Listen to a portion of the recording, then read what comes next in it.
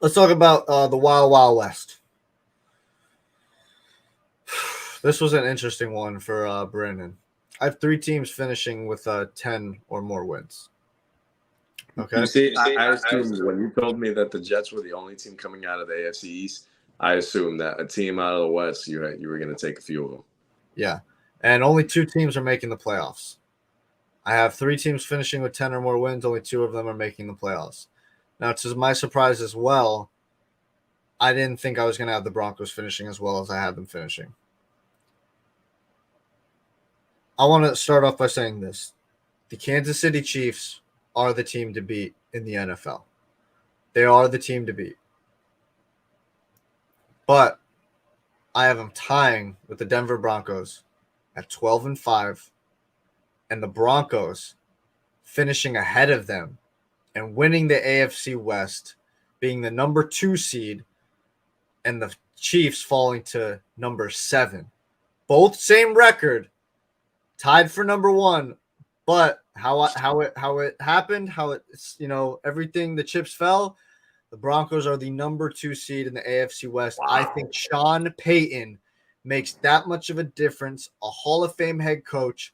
Russell Wilson will be back to Russell Wilson form, or as Deion Sanders likes to say, Russell last name Wilson. Sorry for butchering that prime time. I think the defense is elite. I don't think. The defense is elite. It's top 10, arguably top 5. You got Surtain.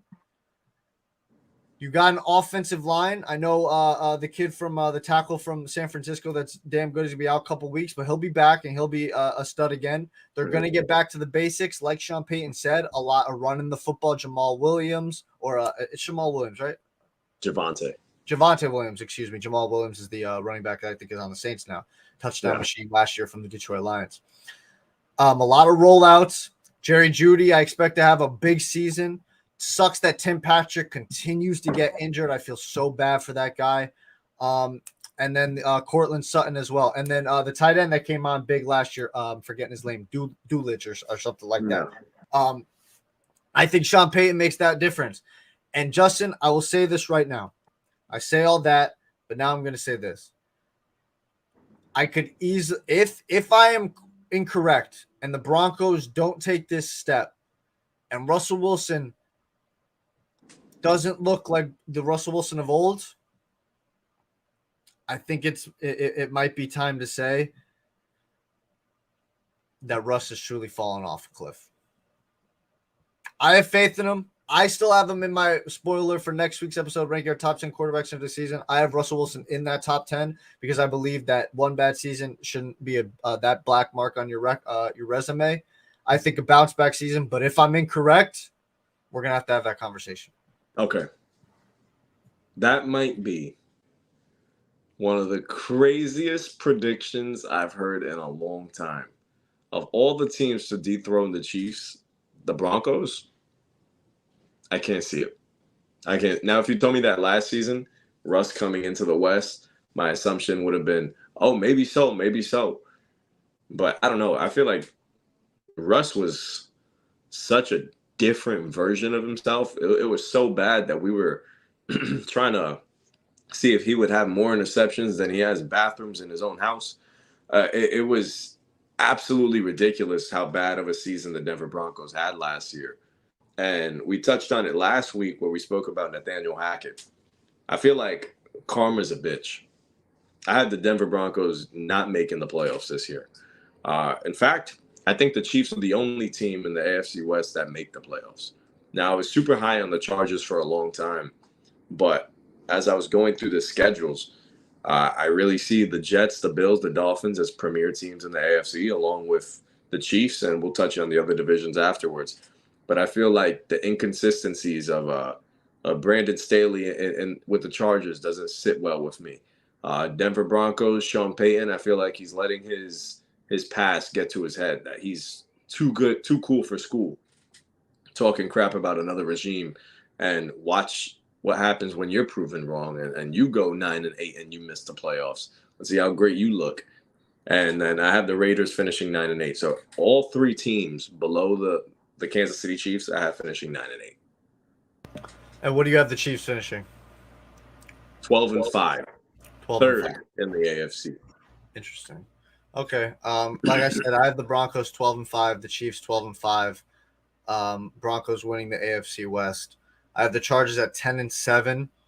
And one thing, last thing on the Broncos and Chiefs, just to remind everybody, with how bad they were last year, the two games that they played, the Broncos and Chiefs head to head, the Broncos lost 34-28 and 27-24.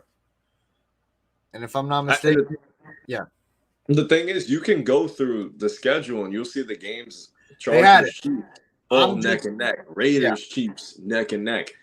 Like that. There was a game last season where the Raiders go into Arrowhead and almost took out Patrick Mahomes. Derek Carr and them were playing great yeah. until they do what they do.